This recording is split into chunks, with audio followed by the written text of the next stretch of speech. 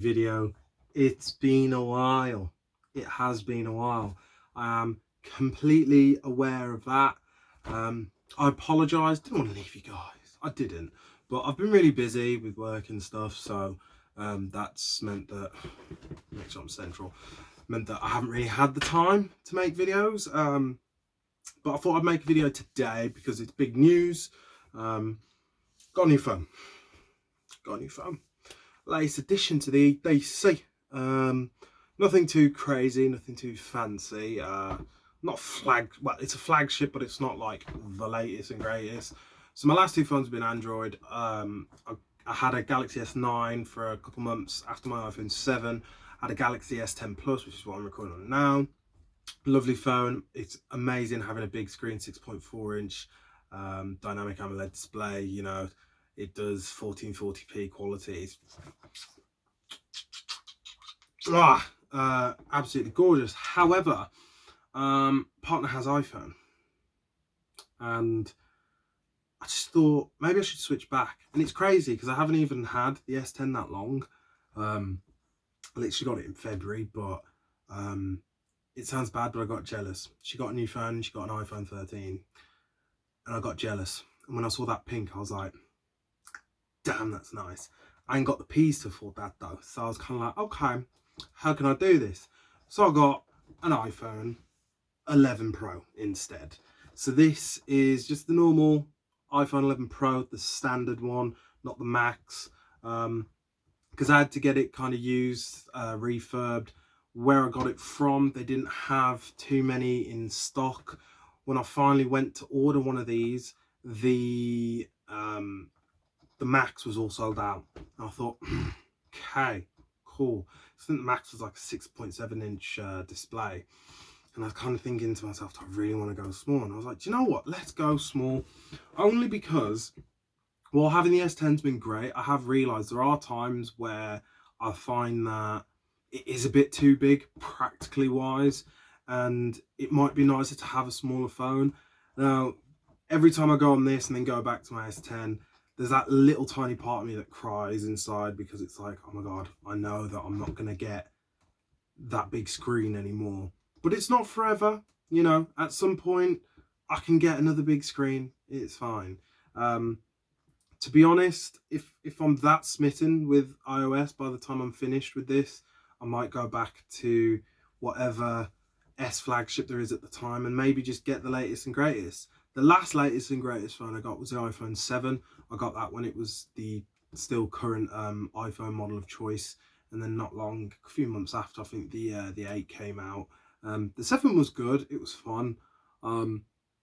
Yeah, I have enjoyed the S10, but there are reasons why I needed to just put it in the back of my mind.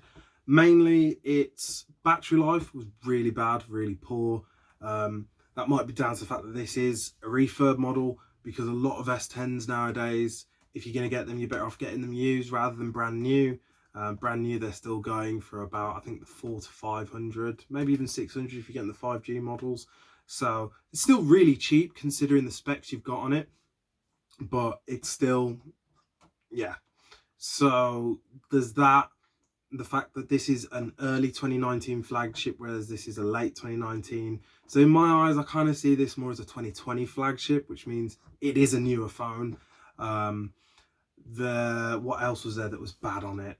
Battery, the chipset in it, it's running the Exynos. I can't remember which variant, but don't get me wrong, the S10 for UK Exynos, it's so snappy, so fast, but it does start to not handle things very well. If you're using a lot of intense apps and you're flicking between, it does start to show its colours.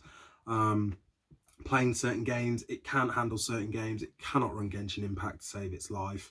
And I love Genshin Impact. I've played Honkai Impact 3rd. It runs okay on it. The only issue is I do have to put the sort of settings down, and then there's the other issue of the overheating. The Exynos overheats like a madman. The thing gets so hot, I can't even hold the phone. Now, I suffer with really sweaty hands, feet and armpits, and I do think there's a medical condition to be seen in that. I haven't bothered looking into it yet.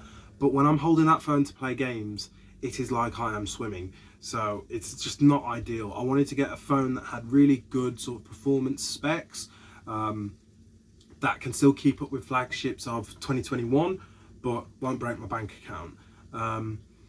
What else was there on the screen? Obviously, screen burn-in. It's a lot more prevalent on Galaxy phones. I'm not too sure how it is on iPhones now, but I haven't heard that many cases of it.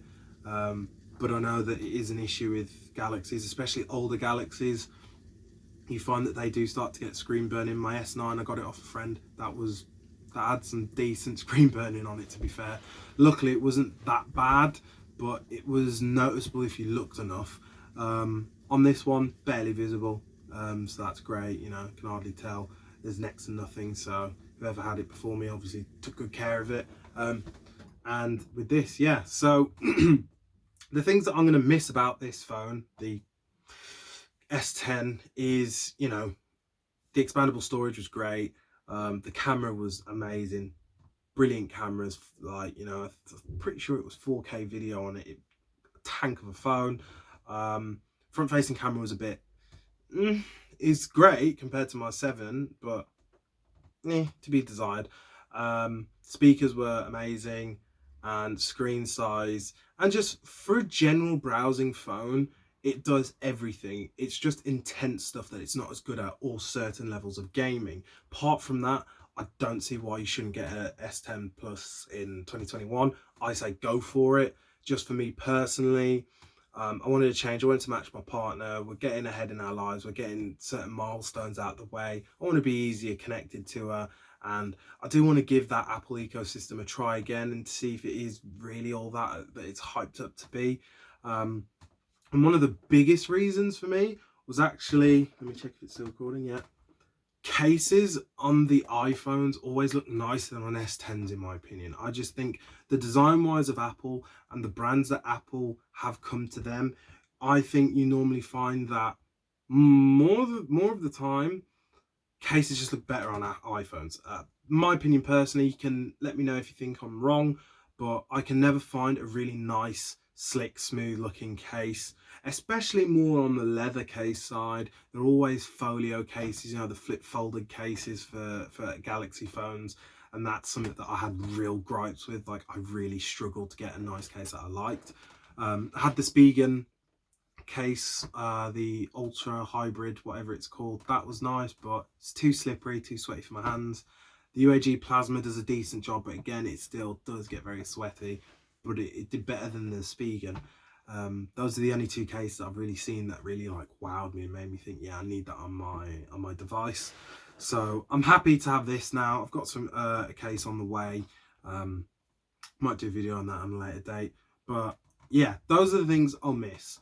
On my 11 Pro, it's the Midnight Green. It's spec'd with 256 gig of storage, because on the Galaxy they came standard. The lowest, I think it might have been only on the Plus ones, but the lowest storage was 128, which was amazing. And the max I've actually managed to fill on the S28 and the S10 was only about 100 gig. I think I managed to clock in at 100 gig. And a lot of that was just stupid duplicate photos and random stuff that I didn't need, or like old YouTube videos that I hadn't deleted. So now I'm running like weekly. I was checking it was always at like 80 gig. So 256. I doubt I'm gonna fill this, but yeah. So the screen, it's still an AMOLED screen. It's a really nice panel, to be honest. Nowhere near as good as the S10s. I'm just gonna say it as it is. It's nowhere near as good. Big, I think that's one of the biggest sacrifices that I've had to make, is the display, but it's all for the better. A13 Bionic chip, absolute powerhouse. I've been playing loads of games. It's switching from apps, updated to iOS 15. It's, I think for a UK perspective, only recently I've seen more people using Android devices, mainly like the Samsungs, the Huawei's.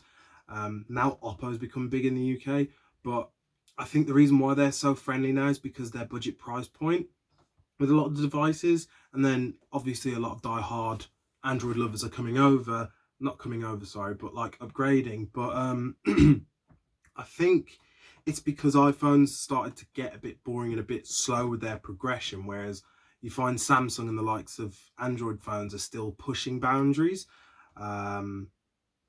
or they've just got really good budget options. Whereas with Apple, you do have budget options, but I feel like the budget options make you feel a bit inferior to the pro users, you know? You get my drift, I know you do.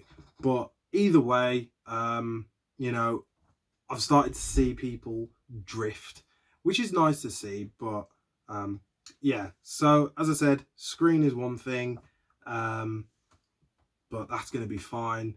The 11 Pro, it's 5.8-inch display. I'm actually really liking it. I'm getting really used to it. I've tested watching anime. I don't really mind on the smaller screen. When I used to have a 7, I used to watch anime on that, so I am quite used to watching anime on smaller screens anyway. When I was rocking the 3GS, I used to watch anime on that. Oh, hi, cat. So it's nothing new, it's nothing surprising, so I'll get over it, I'm sure. But yeah, lovely display though. Sorry, I went off on a tangent. This is gonna be a long video. Lovely screen, I really like it. It's nice. With this model of having the 11 Pro, I'm looking in the reflection of my TV that's right behind the camera. You can see that it's stainless steel body, which is nice. It's weighty. I like weighty. It's really nice. I've just been messaged saying that my food is ready. Let me just reply to her out of the goodness of my heart. Won't be. Let's say, yeah, please. I'll be 5 mins. Let's see if I can wrap this video up in 5 minutes, guys. But yeah, it's got stainless steel body, so it's really heavy, but that means it's a really durable metal, so that's nice, and it looks bloody gorgeous. The back is really nice. It's got that frosted glass back with the Apple logo in the center, and I really like the look of the cameras. Now, I hated them at first when Apple introduced the 11 series, because yeah, I was just being a hater. I was on the Galaxy high, I'm not gonna lie, but I do think it does look quite nice upon reflection. Do I wish it was vertical? No. A lot of people, especially on the Galaxy viewpoint, they always moan saying that cameras aren't vertical, da da da, it's stupid, they should be vertical. Is it vertical or horizontal? Ah, dang it. Like the S10, I'm so bad, guys, sorry. But I think it's better like this because, again, for case designs, they just look a bit more nice and a bit more flattering.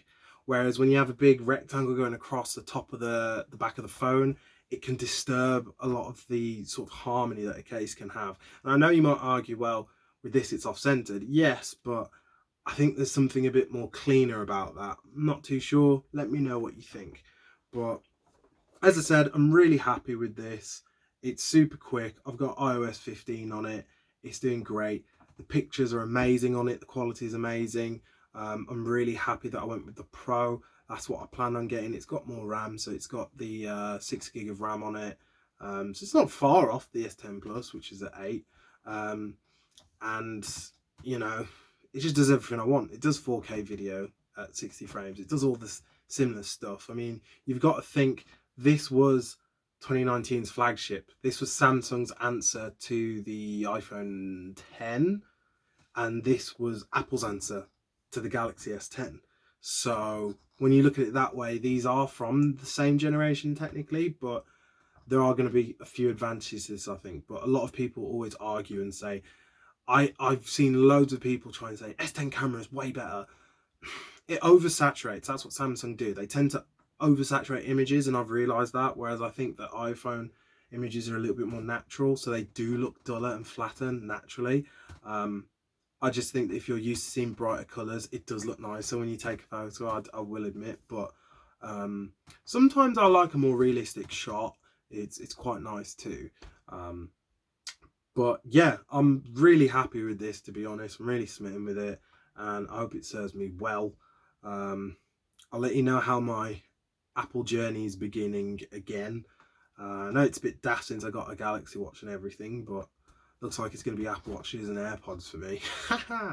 But But yeah, I'll let you guys know how I get on. Please, I'm going to say this. I never say this, but like, comment and subscribe. That's so cringe. If you want to, I don't really care if you do or not. As long as you watch the video and you enjoy it, I'm happy with that. But yeah, let me know what phones you're using at least, and whether you think I made a good decision, bad decision, terrible decision. So yeah, let me know in the comments. Take care, guys. Peace.